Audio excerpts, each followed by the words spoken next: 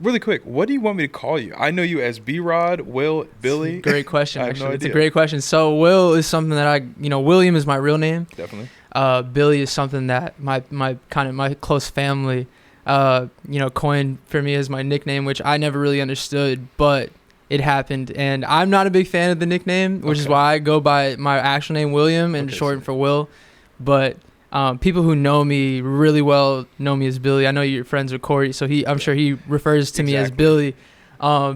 But yeah, William's my real name, and I go by Will now just to keep it cool. But Sounds good. Okay, cool. That clears up a lot. I literally was talking to Tyler before this. I was like, I don't know what to call him, actually. yeah, no, it's a great question. What's going on, everybody? My name is Matthew Gray. I'm here with Grove County Studios, and we have a crazy episode for the podcast today. We have the one and only William Rodriguez. He is a producer at the Orlando Magic. That is the NBA. Yes, that's real life. But anyways, guys, this is William.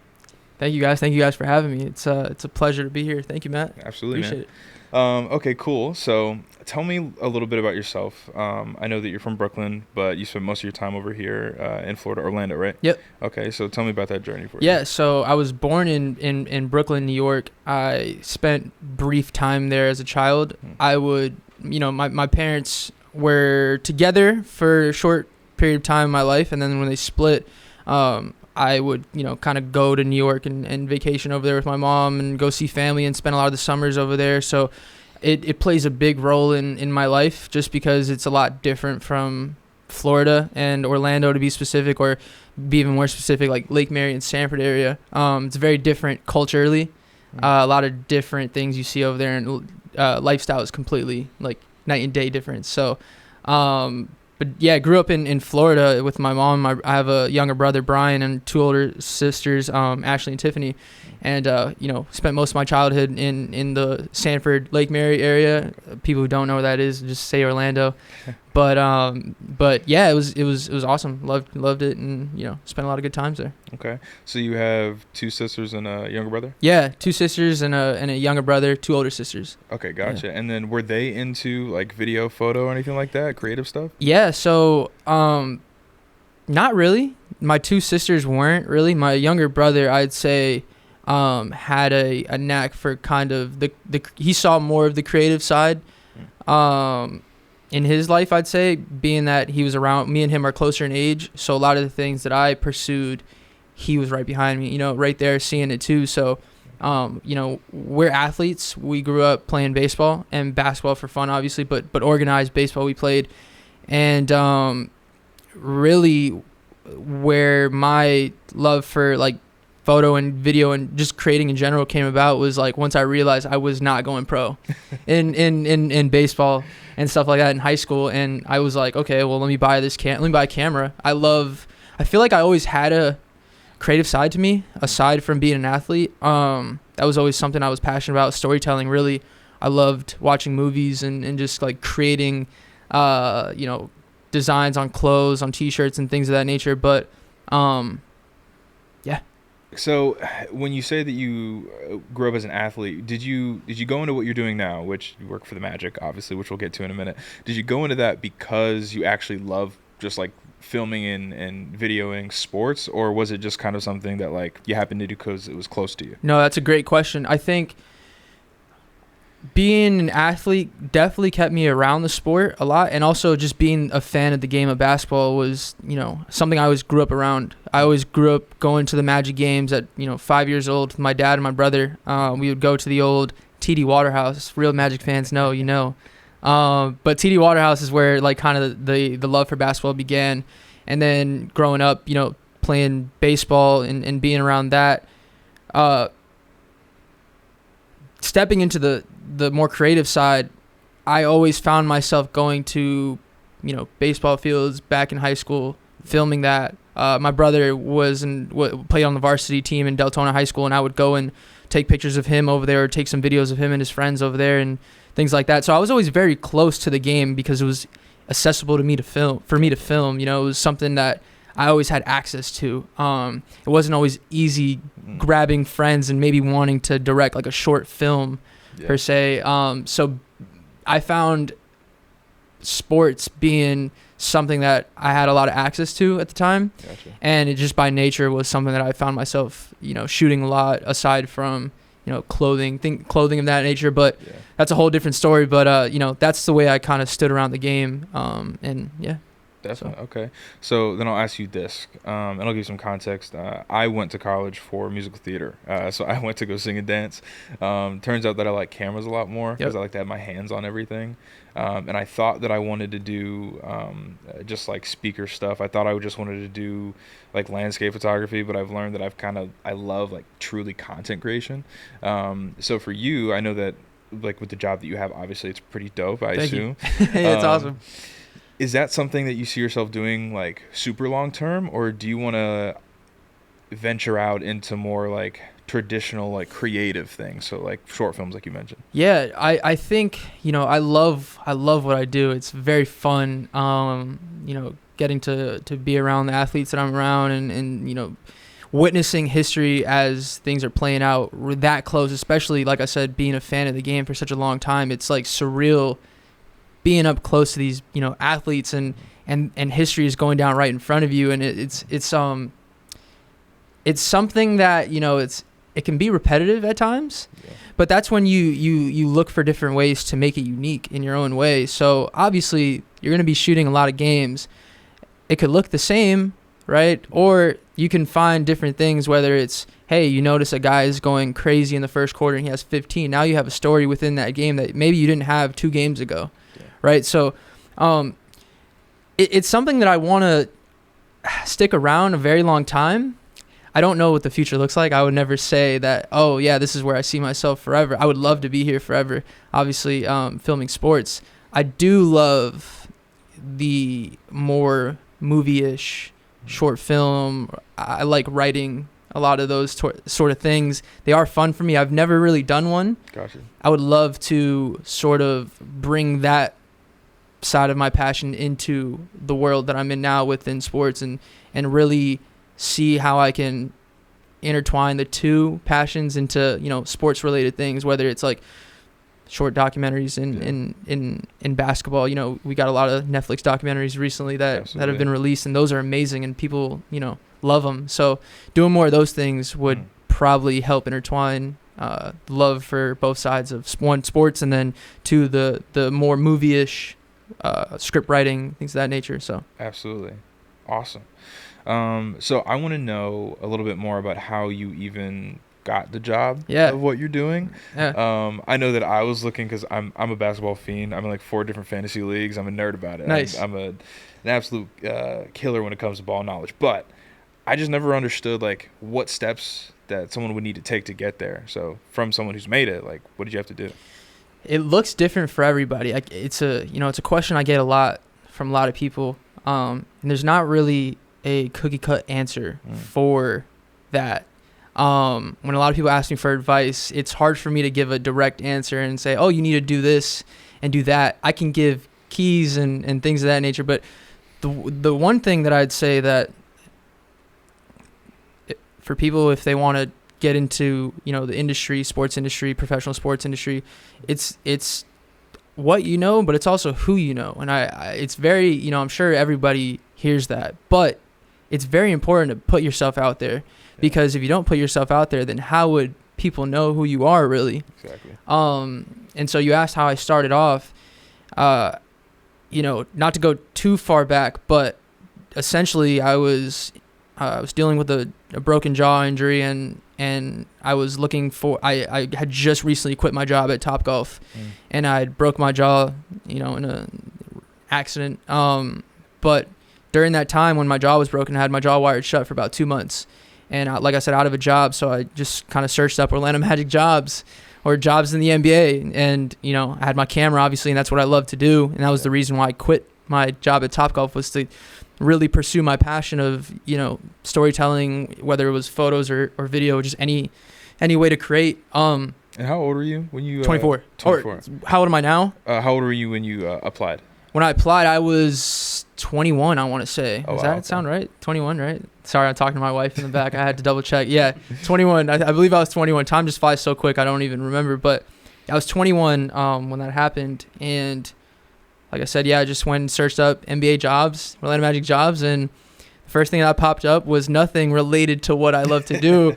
It was like a customer service job, which I then found actually, you know, getting the interview and fast forwarding to actually getting the job. It was really just like a fancy usher in the club sections, kind of opening and closing doors for you know, guests that were coming to the arena. And so that was my, you know, my foot in the door. That's what got me in the door was. And what were you thinking when you got that job and you're effectively like a glorified usher at the club? Like, yeah, pretty much. What are you thinking while you're there? I am thinking this is nothing like what I signed up for. I did not sign up for, you know, I didn't expect it to be that. But I loved it. You know, the thing that I stress a lot to people is that to get to places where you want to go to, sometimes you have to go through things that maybe you don't want to really go through, but it's a part of the process. And I could have looked at maybe that position and be like, oh, I don't really want to do this and go find something else. But the way that I had to approach it was like, hey, my foot's in the door here. Yeah. How can I, you know, meet people and have them know what I really do? And also do what I'm doing currently to the best of my ability, whether it's opening doors for fans, checking tickets. I still tried to make sure that I was doing that to the best of my ability, because I knew that, you know, people are watching, and there's always, all it takes is one person to see you and see you doing a good job. And if they see you doing a good job doing whatever it is that you're doing, it could always translate to something else. And if they know what you really like to do, then, you know, it could, you know, go in the right direction. And I think that's the mindset a lot of people should have, is to take your current situation and make the most of it. Yeah. Do it to the best of your ability, and people will see that. And one person, you know, will see that, and you never know what could happen after that. So absolutely. Now, from the point where you got the job, and from the point where you started putting your foot in the door of like video production for the Magic, what was that timeline like? Was it 1 month, a week? Yeah. So I was in that customer service role for about 4 months. Wow. And then I kind of got promoted into the front office section in like a call center area. And I was there during the off season for about 2 months or maybe 3 months. And then an internship position opened up, which was the broadcast production internship. Nice. Which is really where I got to get my hands on a camera and really show what I really like to do. Yeah. And that process was about, so I was in that first position for about 4 months, and then the other one for about 3, and then got into the internship, and that was a full season's worth of time being in the internship. So you get a full season worth of experience, you know, editing and shooting the games and things of that nature, and just really being able to hold a camera, essentially. Yeah. So a lot different from the other positions that I had, for sure. So definitely. Now, I want to use like the term like sense of urgency, but I want to like relate it to pressure. Like, was there any pressure when you stepped into the internship? And if there was, like, who was it coming from, or was it just yourself? It's really myself, because I stepped into that internship in a very pivotal moment in my life. You know, me and my wife were planning a wedding after that. So it was like, okay, if I go into this internship and I don't have a job, I'm really kind of setting myself for, okay, you got to go look for something, and then, you know, kind of go off with the wedding. But really just putting the pressure on myself, really to be better, be a better creator every day. Yeah. You know, being around people who are really good at what they do really inspires you every day to just treat your craft with just passion, you know, just chipping at it every day, whether it's watching a YouTube video, a tutorial on how to edit a certain way, or how to work your camera a different way, or trying to find a certain style. Putting that pressure on myself was like something that I realized I was doing. It's not the healthiest thing, I would say. I'm sure as creators we can all relate to that. It's never the healthiest way to put some pressure on yourself, but I think it is good to have a sense of urgency to want to get better, because you don't want to find yourself being stagnant and not advancing in your craft, because overall you want to be the best that you can be in your craft. And that's just the way I was treating it, and I still treat it to this day. I still want to be better. I don't think I've reached the point where I can say like, hey, I'm the creator that I want to be. I still strive to be better every single day in whatever way that looks. So absolutely. So I want to ask you, within the world that you're in right now, who has been the person to not necessarily like challenge you, like you need to do better, but like you look at their work and go, oh, okay. Who's been that for you? Yeah, there's a lot of people. You know, if I had to list the names, it'd be a giant list. There's a lot of people that I look at for inspiration. A lot of people that I follow around the league, you know, creators that I'm friends with, that work for other teams. They're doing sick stuff, like awesome stuff that are very unique. And I try to take bits and pieces of those things and try to implement them within my style without it looking like a copycat. Like, you know, let me ask you about that. So I follow a whole bunch of people who just do like photo and video for like basketball and football, and I noticed that like the ones who are winning on Instagram and YouTube, like they're the ones who are either the cleanest video and photo you've ever seen ever, and you can't get it because they just do it better, or they have something super unique and different. How do you toe the line between copying and taking inspiration from somebody, especially when like not only you're doing the same thing, but it's within the same like organization? Yeah, so it's like I said, it's easy to view it as copying, but like I said, good artists steal, and I think you're never able to really copy someone to the T because it's never going to look like the original. And I think everybody has their own style to anything that they do, but finding the inspiration through other artists is always a good thing, because if you're constantly looking at your own work every day that you're editing, so you can spend like 6 hours on a project and you're seeing the same thing over and over again, and you go and look at someone else's project and it looks completely different. You might spark something in your mind that looks, you know, like something you want to put into your work, and then you start implementing it, and then as time goes by, it starts looking more of your style and looking like something that you've done uniquely, rather than it being like copying somebody else, if that makes sense. But so I want to hit on, you said you could be looking at something for like 6 hours and then go see somebody else's stuff. At what point do you have to cut yourself off? Yeah, no, that's a great question, because it's easy to just go back and try to fix things, and even after exporting twice, you're like, wait, I actually think I might want to fix something in there. And I'm guilty of that. I'm guilty of finishing a video and watching it 100 times over, and then telling myself, hey, I need to go and fix something. But once it's done, you need to just push it to the side and be okay with it, because somebody's reaction is different from your reaction, because you've watched it 100 times. Once you post it, that person's going to see it for the first time, and their reaction is going to be a lot different than yours is, because you've watched it constantly. So it's just the way I see it. Gotcha. Do you have like a group chat of people you send videos to before you like actually submit them? Not like a group chat, but there's definitely a few people that I send my videos to. I send it to my wife, my brother Brian. I definitely send him my videos and get his opinion on whether he thinks, you know, a shot looks good, or if it sounds okay. Sound is something like I send to people. I'm like, hey, does this sound okay on your speakers? And just double checking everything and making sure it looks good before actually, you know, sending it off. And so yeah. Gotcha. So last year, were you there during the playoffs for the Orlando Magic? I was. What was that like? That was actually my first playoff experience getting to like film something of that nature. So it was very surreal. That's crazy, dude.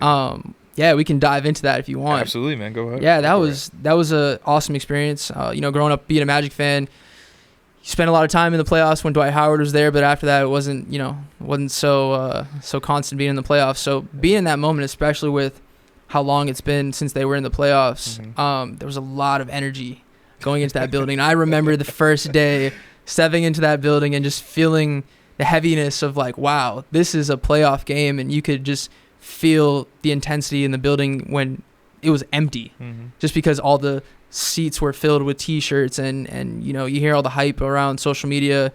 What are the Magic going to do? What are they going to do? Are they going to move on to the next? What is Paolo going to do? And it was just awesome just to see those guys really make it to that level and work so hard to get to that level and compete at the level that they competed at against the team that they did. To take them to 7 games was insane, and the energy in that building every game was, through the roof. I could imagine. Yeah. Now, does that energy kind of seep into like production crew at all? I could only imagine that there's probably some moments where you guys are kind of looking at each other like, whoa, we're really here. Yeah. So me and one of my good friends, Kenny, if you see this, shout out to you. Shout out Kenny. Man, me and him were just talking about it, and we were like, man, this is just awesome. Like, look at where we're at. Like, we're sitting almost courtside at a playoff game. Like, and you know, you're looking into the stands and you're seeing just how packed the stadium is, and we're down there capturing those moments, and a big shot goes off and the whole arena goes crazy. You feel that energy, and it's hard to stay composed behind the camera.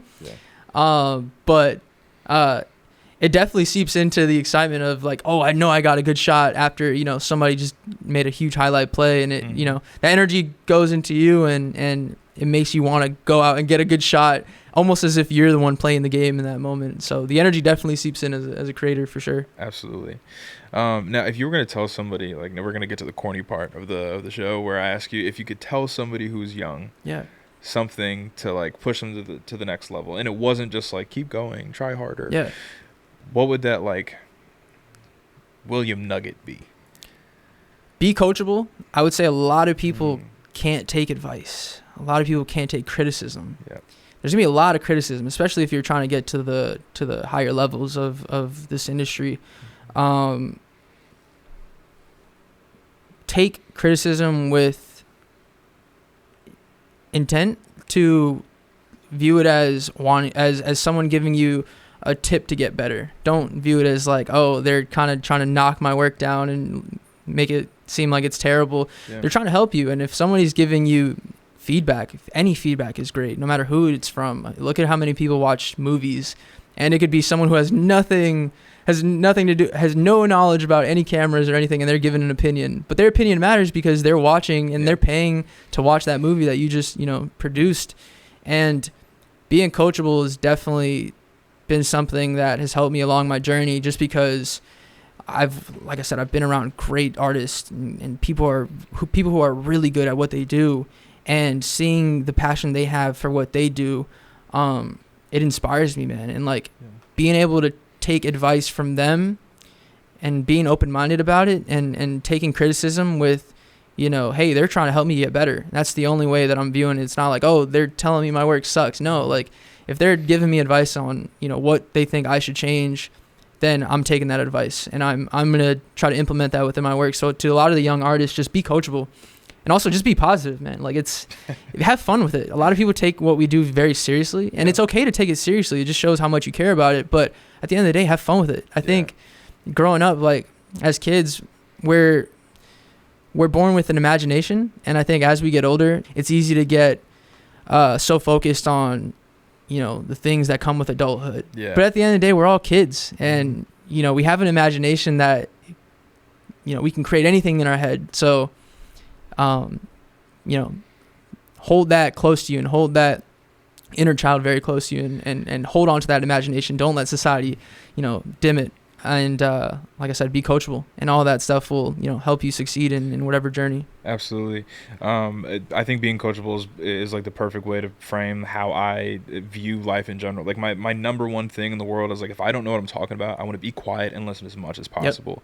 I've gotten into rooms with people who have potential beyond mine in whatever their thing is, and I notice that ego can sometimes get in the way. And although like it is great to have confidence, and it's okay to have like ego to yourself, but when you're in a place where you need to work and you need to learn and you need to put that aside, it's super important to, like you said, be coachable, 100%. And listen with intent. I think a lot of people love to hear what's wrong, but then they just focus on all the bad and not about like what's the actionable, like executionable plan to make this better. Exactly. And I love what you said about just like, effectively we've kind of lived life with this conditioning that once we hit like a certain age or a certain point in life where we have to kind of hit a wall with what we actually want, or like with the feelings part, the emotions part of us wants. Corey, you know Corey, he's a professional boxer, and I hang out with him on a whole bunch of fights, and every time I go there, it's like surreal, because we talk about it in the car before we go in, or like in the lobby, and it's just like, can you believe this, dude? This is not real life. And you just have to remind yourself that like every time you've gotten upset, every time you thought like, oh, I need something more, where have you already been? And look at where you're at now. Exactly. So, yeah, I think that's great, man. Talking about Corey, man, shout out to Corey. Big shout out to Corey. That's my guy, and I'm so proud of, you know, what he's been able to create. When did you guys meet? Dude, we met in like kindergarten, I want to say. We go way back. Yeah, me and my wife over there, she went to school with Corey too. She knows him as well. Yeah. Sick. Man, Corey's my guy. Corey's awesome. I'm so proud of everything that he's doing, and just seeing what he's been able to just create for his life, and the path that he's headed down is just amazing. And seeing it from afar is just, you know, inspirational. So yeah, man. Speaking of inspirational, forgive me, I don't remember what it was exactly. I saw you post something on Instagram, and it was you sitting at a table talking to a whole bunch of people. I think at an EA thing. Yeah. Tell me about that. What was that? Yeah. So recently, I got the opportunity from a good friend of mine that I was able to network with throughout the season with Magic. And he presented me the opportunity to, you know, come by and speak to some HBCU students at EA Sports in Orlando. Wow. And I was able to, you know, give some advice to some very, very intelligent students that wanted to break into their respective industries. And, you know, I was able to, you know, give some good advice and talk a little bit about my journey with them and be able to relate with them as young people. And it was awesome. So. Do me a favor. Tell me, what were some of the questions that were asked in that room? Because I know that there were a lot of questions that I had when I was like 16, 17. I didn't even know what to ask. Yeah, no, a lot of the questions are the same. How do you get to work in the NBA, which is a question I get a lot, which is okay. I love getting that question. It's because I asked that question to everybody that I saw that was in the position that I wanted to be in. So, yeah, a lot of the questions were just like, how do you get to the NBA? What made you pursue camera related things? What made you pursue things creatively in the industry? How do you get to that level and things of that nature? A lot of the similar questions that I get a lot of the time someone asks me questions. But got you. Now, is there a question that you wish somebody would ask you that like every once in a while you think back like somebody just needs to know this? That's a great question. Maybe that one, but okay. No. You know, off the top of my head, I can't really think of one that I wish people would ask me. Gotcha. No worries. I'm really an open book. Like if fair. somebody asks me for advice, I try to help in any way that I can. I don't know everything, but I love to help any way I can, giving people advice. But that's a great question. I wish I would have had a great answer for you for that great question. I but think that's fine. I think that's cool, bro. We're all human. Well, hey, man, I really appreciate your time, bro. Hey, thank you, man. It was a pleasure. Thank you, man. Tell everybody where to find you. Find me on, you know, Instagram if you really want to. The Real B-Rod, Instagram, every other social media. Yeah.